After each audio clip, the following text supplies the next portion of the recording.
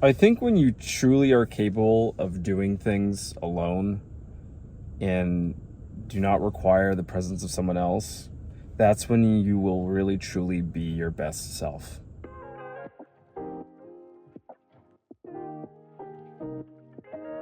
Not a lot of people are capable of really truly spending time alone with themselves and reflecting. And it's quite unfortunate. And I know that it's hard. You know, we are so bombarded by information today, constantly. Our TVs, our tablets, our phones, primarily our phones. And you know, when I was growing up, I remember hearing from teachers and mental health specialists that having the TV in the bedroom is the worst thing you could possibly do. It's distracting. You're not going to be able to sleep.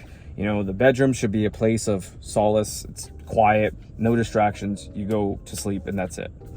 But now, most of us have TVs in there. We have our laptops in there. We have our smartphones, which we use to set our alarms, which we use to turn off in the morning. And then we're doom scrolling. And then, you know, even before bed, we're doing that. And we're really never truly, the only moment really most of us are alone is when we're sleeping. Really, if you think about it. Anywhere between 6 and 8 hours. That's where we're doing most of our alone time as humans. And I truly believe that we need to be doing more than that. And I once received a comment from an ex-partner once that really stuck with me. It hurt at the time. It really did. And she said to me that I'm incapable of being alone. That I need someone in my life. And she said to me that not that there's anything wrong with that, but I can be alone. And it's not so much the fact that she was right. It's that it was coming from someone who also was unable to be alone. And what I found interesting about that is that we were very similar people. We were like two peas in a pod. And it was at that moment I realized, I feel like this is someone calling me out. This is a self-reflection, but hopefully I can change that. And in the last 4 years that I've been single, I've had days, nights, weeks, months, years that I've been alone. I've gone on road trips alone. I've gone to dinner alone. I've gone to the movies alone. I've gone to the spa alone. I've gone on vacation alone. And I'll be honest, it sucks in the beginning. It's hard. It really is hard, especially when you're so used to being around people or someone special, someone that you care about.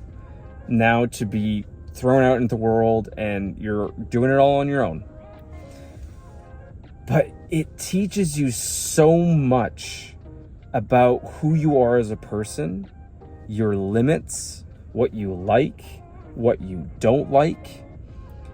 And it is so crucial in your self-development to be able to not only be a better person for yourself, but to be a better person for the people that are around you, your friends, your family, your significant other.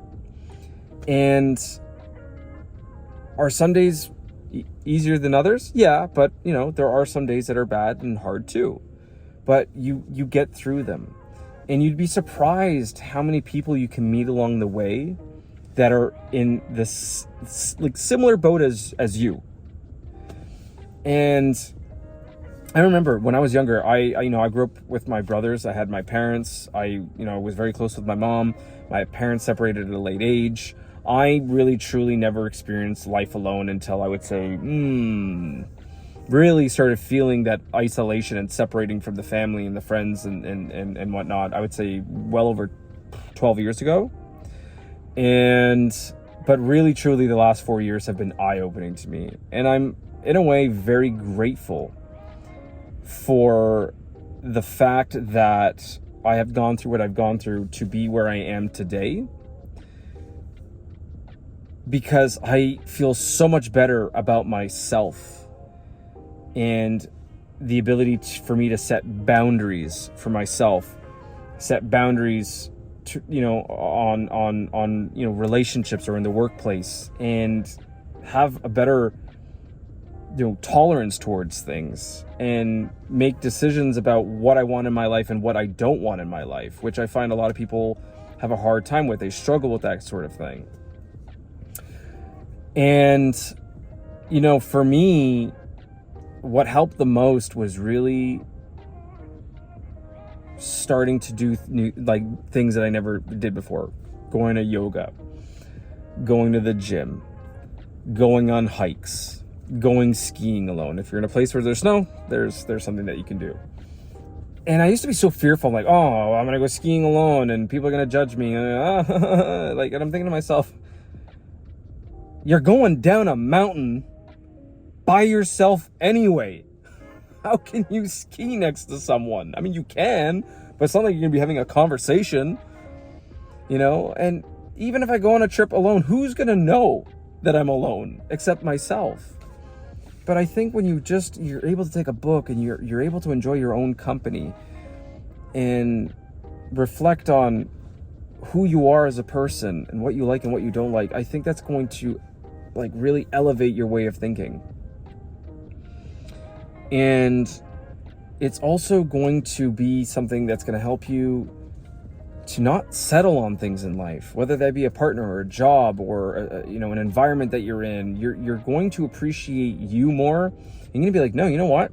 I am not going to tolerate this. I am not going to go through this right now because I want better. Because you know yourself. And when you truly spend that time alone, really, it does wonders. But yes, I won't lie. I'm not going to sugarcoat anything. Are there days where it's really tough? Absolutely. There's days where I long for human connection, where I wish I had more friends, where I wish I had a significant other to share my life with. Absolutely.